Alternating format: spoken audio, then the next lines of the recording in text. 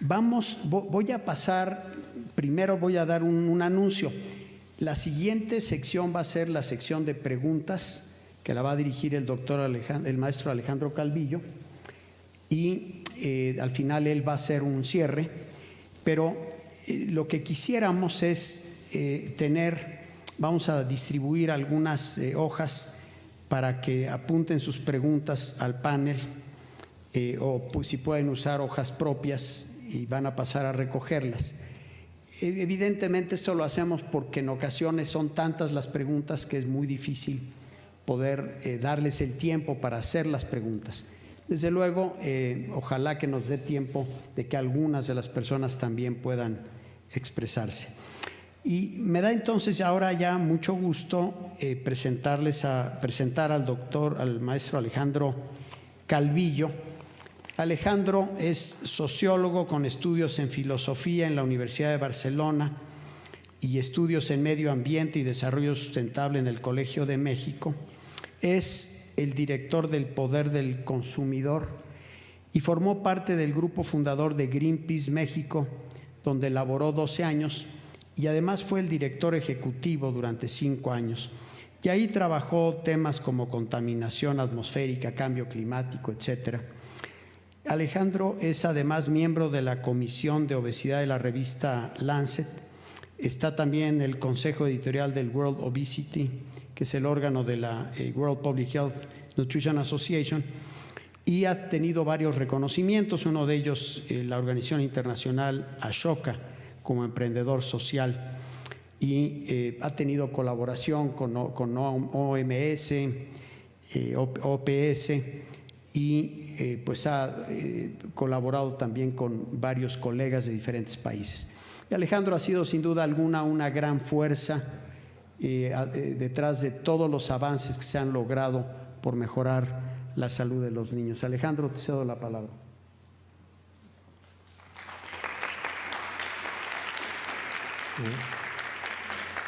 Muchas gracias a todos los que están aquí presentes, y hay alrededor de 90 personas siguiendo la transmisión. Quisiera hacer unas reflexiones nada más, poner en contexto y después pasar a las preguntas, si tienen alguna pregunta por aquí, y también a las compañeras, si hay alguna pregunta por la transmisión. Yo creo que en contexto hay que decir que hace 20 años justamente, estaba viendo yo, en 2004, la Organización Mundial de la Salud, la Asamblea Mundial de la Salud, presentó la Estrategia Global sobre Régimen Alimentario, Actividad Física y Salud. Y ahí hay una frase que siempre me gusta citar. Decía: la publicidad se aprovecha de la credulidad e inexperiencia de las niñas y los niños. Es decir, en ese documento de hace 20 años estaba diciendo que la publicidad abusaba de la condición de la infancia, y para mí eso es una violación a sus derechos. Hay un experto de la Asociación de Psiquiatría Infantil y Adolescente de los Estados Unidos, que decía que se habían vuelto los publicistas, es una frase un poco fuerte, pero muy cierta, dice, se han vuelto especialistas en niños tanto como los pedófilos. Y en verdad lo que están haciendo estas empresas es en verdad criminal, en el sentido de que están violando los derechos de la infancia, se están aprovechando de su vulnerabilidad, de su credulidad e inexperiencia. En 2011 nos invitaron a formar parte del grupo de expertos de la Organización Panamericana de la Salud para elaborar recomendaciones sobre publicidad. En ese entonces no veíamos todavía el uso de estas herramientas, es decir, incluso hace 20 años la Organización Mundial de la Salud pues no veía este panorama. Obviamente hay una normalización de la publicidad, y yo creo que en toda la exposición yo retomo el concepto de normalización. O sea, lo que tenemos que hacer para realmente salir de la condición en la que estamos, en todos los términos, en términos de salud, en términos ambientales, es salir de esta normalización creada, ¿no?, por este mundo del consumismo y del hiperconsumo. Entonces, en ese sentido, el salto cualitativo que se está haciendo con la publicidad digital es enorme, porque como ya vimos, es una publicidad personalizada y con estrategias basadas en un monitoreo profundo de la inteligencia artificial sobre los deseos, gustos, tendencias de las infancias y las adolescencias. Y no lo dejaría ahí, yo creo que también los adultos somos víctimas de esta publicidad digital. Yo lo vivo permanentemente en una videocolumna que publico. Bueno, creo que todos son principalmente trolls pagados por la industria, pero hay quien defiende, ¿no?, mi derecho a consumir lo que yo quiera, ¿no? Dicen así y se repiten, por eso son trolls, es casi el mismo texto, ¿no? Y no distinguen, ¿no? O sea, no distinguimos. O sea, yo mismo que tengo años trabajando en esto, hace poco tiempo, ¿no?, vi un video, un ensayo social, una investigación social. La describo y con eso cierro para que nos demos cuenta, donde no había inteligencia artificial. Eran 6 jóvenes del Reino Unido a los cuales los invitan a participar en un experimento social que ellos no saben de qué se trata.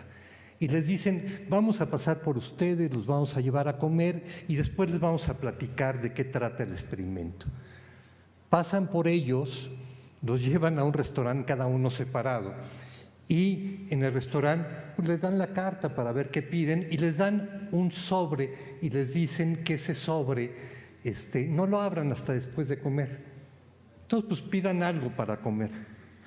Todos, hay 50 platillos, todos piden el mismo platillo.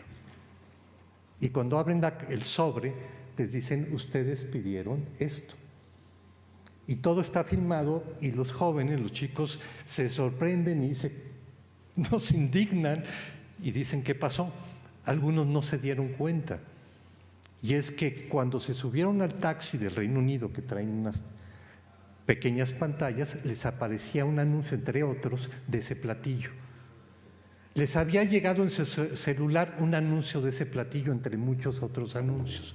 Cuando caminaron se encontraron con 2 carteles sobre ese producto. No había inteligencia artificial ahí. Y terminaron todos pidiendo el mismo platillo. Y eso, estoy seguro que el 95-98% de las personas no entiende que la publicidad tiene ese nivel persuasivo. Entonces, cuando vemos que a los niños se les sigue de manera personalizada, ¿no?, y a través de sus gustos, de su geolocalización, ¿no?, de toda la información que pueden tener por estos medios digitales, ¿sí?, pues bueno, el nivel persuasivo se incrementa potencialmente, ¿no?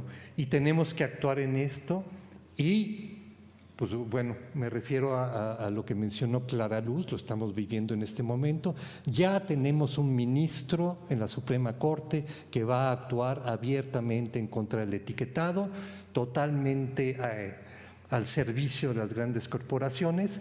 Y bueno, va a ser una batalla que vamos a dar porque no tienen ningún sustento para esto, pero no queremos que se impongan estas narrativas de la industria en personas ministros y ministras, que si no reciben la información a tiempo pueden ser, ¿no?, llevados al baile. Entonces, bueno, hay algunas preguntas aquí. Sí. Si quieres. Voy a leer esta que es en inglés y después te voy pasando, Alejandro. Bueno, la primera es una pregunta en inglés. Dice, considering what is happening in this new bipartisan bill. Considerando lo que está sucediendo en este nuevo proyecto bipartidista del Congreso estadounidense, Jeff y Catherine, ¿eso es para ustedes? ¿Cuáles son los principales elementos que deberíamos comentar en México para poder mejorar, para poder evitar estos mecanismos de invasión de la privacidad. Es muy valioso el análisis de mercado que ustedes muestran en la presentación. Ustedes tienen una lista de empresas que debiéramos analizar,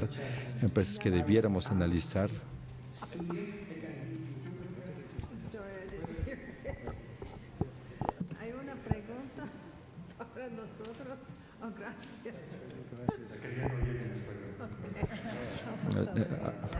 Our speakers wanted to hear it in Spanish. Bien. Sí hay. En los Estados Unidos, como lo dije anteriormente, solamente hay una ley de privacidad en línea y esa es la que pudimos lograr en el 98. Y esta protege a los niños de 12 y menos años, pero queríamos también incluir a los adolescentes.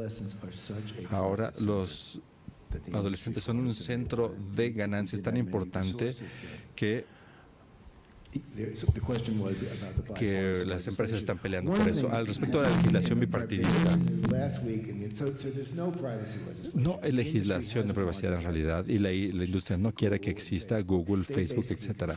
Básicamente controlan el proceso político en los Estados Unidos.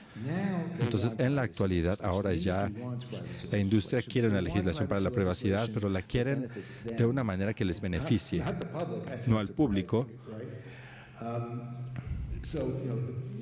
Así que a las empresas les preocupa que debido a la regulación general de protección de datos de la Unión Europea, que es una ley fundamental que protege sobre estos temas en la Unión Europea, y también algunos estados, como el estado de California, han promulgado estas legislaciones.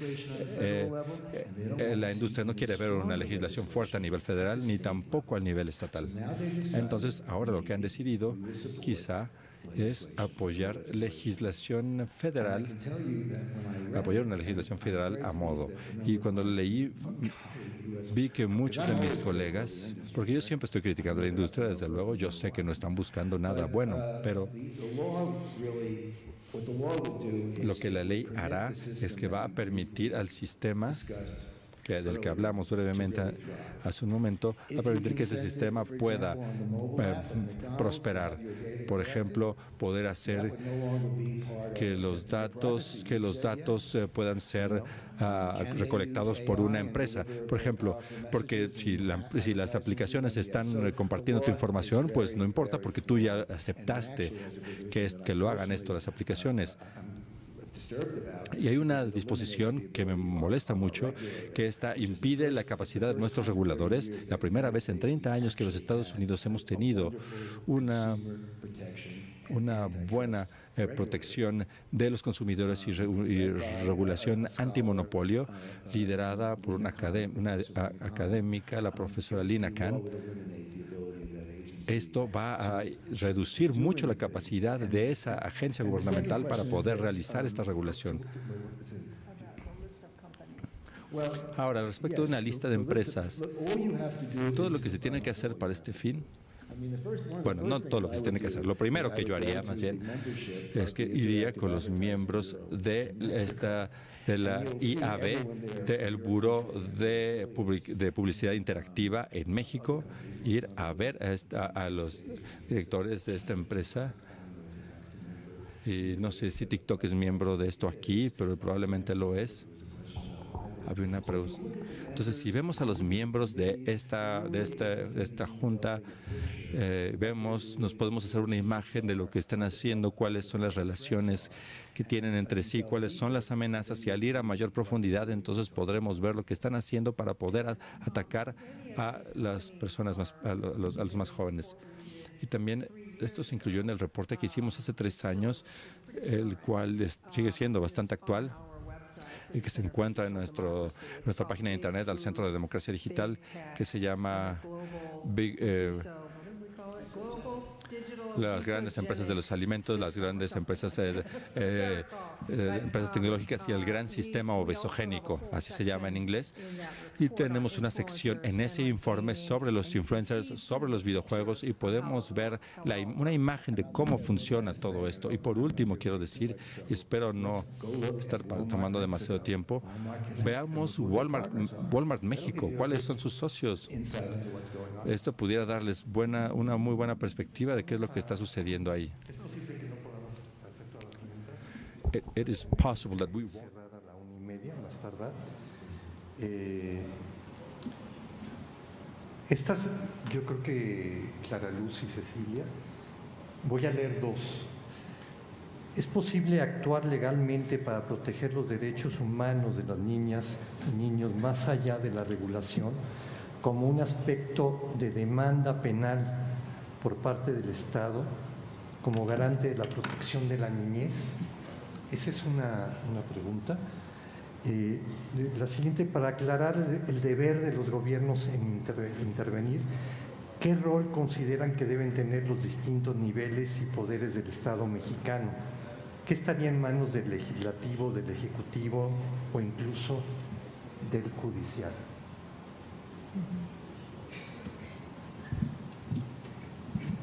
Muchas gracias por la pregunta, y a reserva de lo que Cecilia comparta, sí hay mecanismos.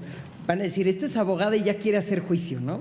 Pero en otros temas en los que llevo activismo de personas con discapacidad, a través de los amparos hemos logrado defender a niñez con discapacidad, alegando y haciendo cumplir su derecho a la salud, por ejemplo.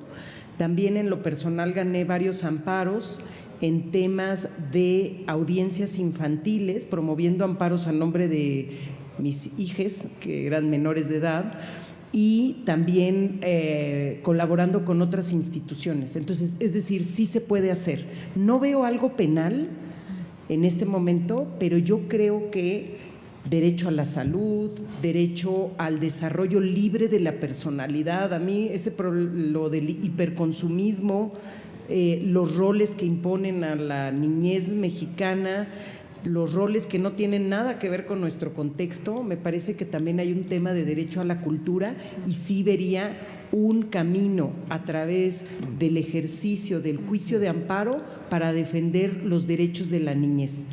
Y si se tienen hijos menores de edad, uno lo puede promover a título personal en representación de los menores de edad, y si no, aquellas asociaciones que se dediquen, por ejemplo, a derechos de la infancia o a temas alimentarios, tienen reconocida personalidad en estos juicios para promover juicios de amparo. Es lo que llamamos en la abogacía el interés legítimo.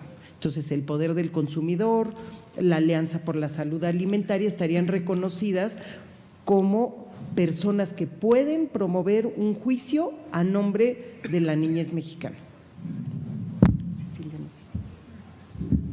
Sí, no, muchísimas gracias. Yo en el aspecto legal no me voy a meter porque tengo a la experta aquí al lado, o sea que también en UNICEF contamos con todo un equipo de abogados que trabaja por la protección de la niñez, ¿no? Entonces son los que siempre también nos dan sus recomendaciones, pero definitivamente de acuerdo con lo que has mencionado, ¿no?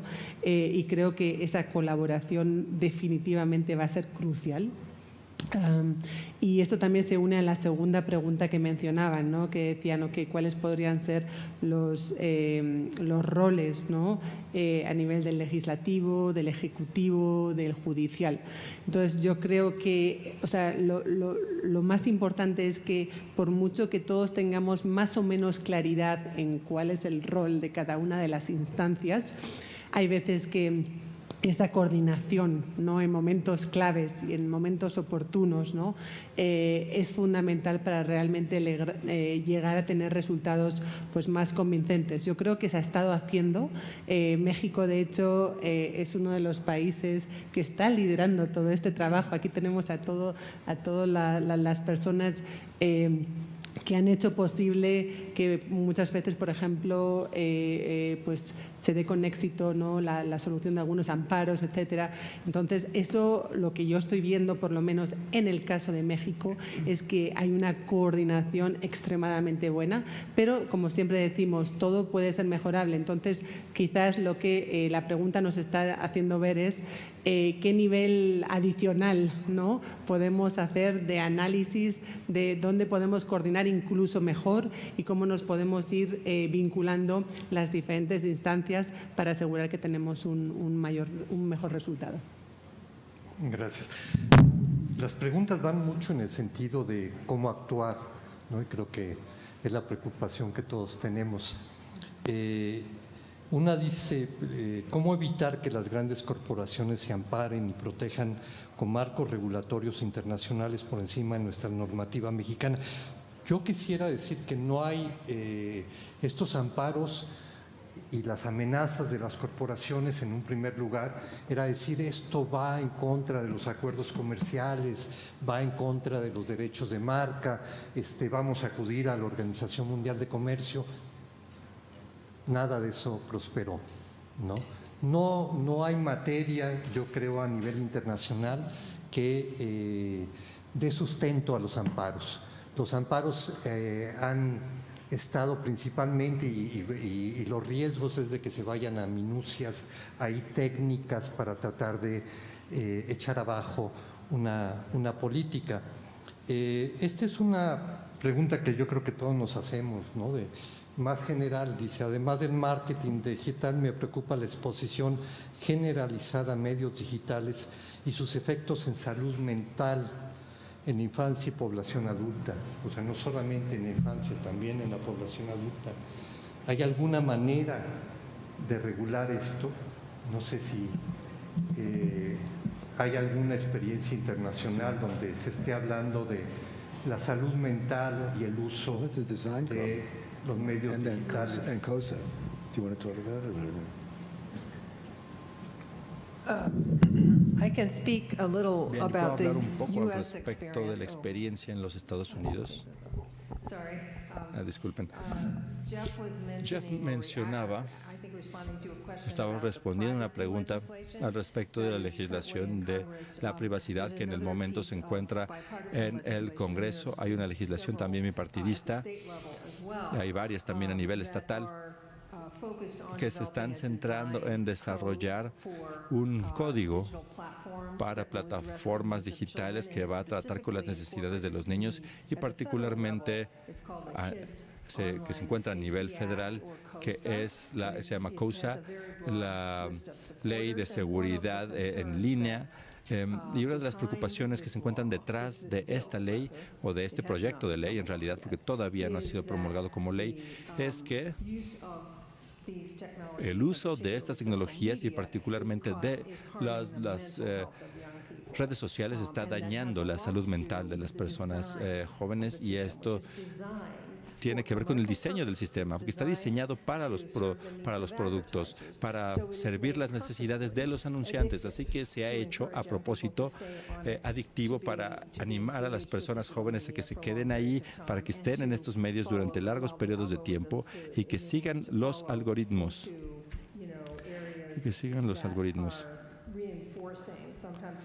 Para reforzar contenidos muy dañinos, y esto es parte del contenido de este proyecto de ley que ya fue aprobado en el estado de California, por cierto.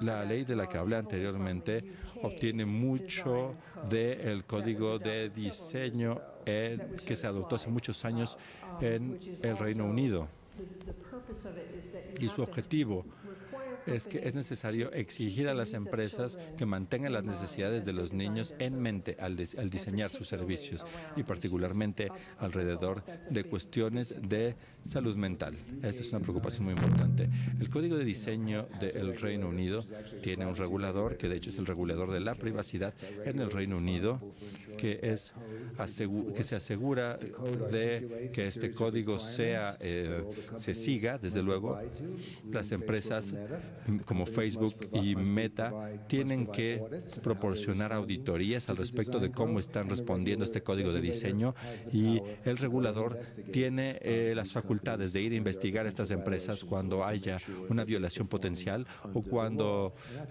haya indicaciones de que no están cumpliendo con la ley. Esto es una idea, una señal, bueno, un ejemplo muy importante de cómo crear reglas más importantes al respecto de la privacidad. The next question is to Mr. De la World Obesity Federation y Juan Rivera, como miembro de Lancet, creo que nos podrían responder. Dice, hace unos años The Lancet propuso atender una triple problemática: desnutrición, obesidad y cambio climático.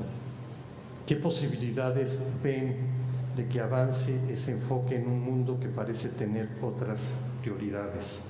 De Juan Manuel Martínez, profesor de UNAM.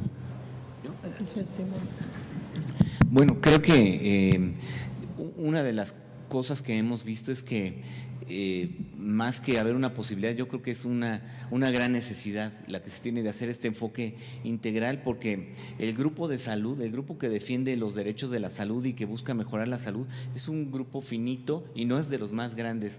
El grupo que defiende ambiente es un poco más grande, pero tampoco es, y si no vemos estos problemas de forma integral, no vamos a generar una visión social suficientemente amplia como para impulsar estas políticas. Entonces, por ese lado, yo creo que los nuevos movimientos, justo como Alanza, pues ya tienen que tener esta visión, y ya la convocatoria ya no es nada más al personal de salud o a los nutriólogos, sino es una convocatoria abierta, porque pues queremos trabajar con los que están protegiendo el ambiente, porque es el mismo problema, y además los círculos viciosos que se generan en estas corporaciones, pues también hay más posibilidades de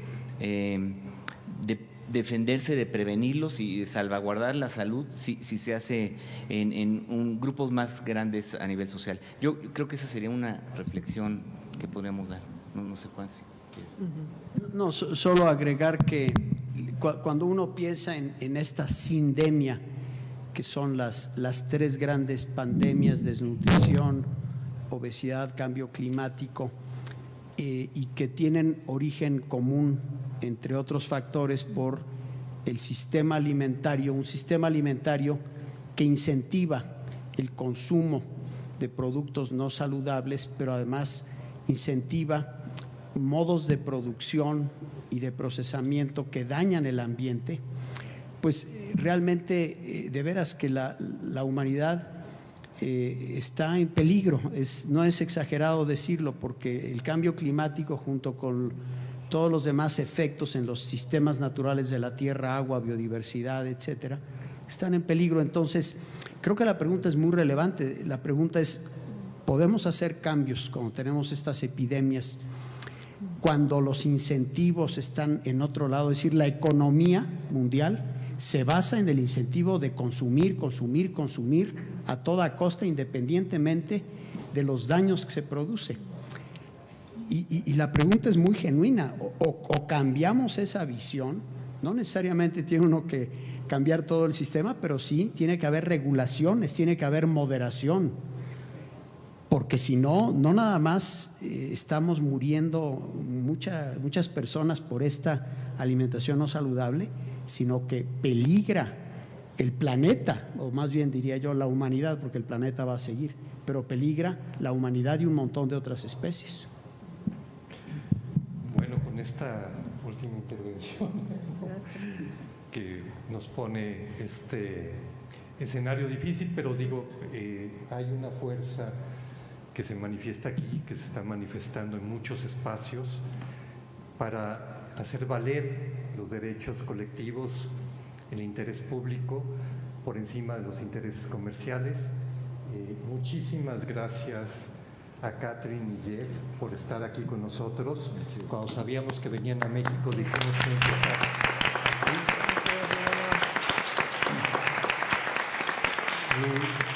Y a Cecilia, muchísimas gracias. UNICEF se ha vuelto un aliado en esto. A Clara Luz, que bueno, pues ha sido una aliada ya desde hace años en estas batallas, pues muchas gracias. Y bueno, pues Simón y Juan son como Somos como parte de la familia casi. Muchas gracias por su presencia.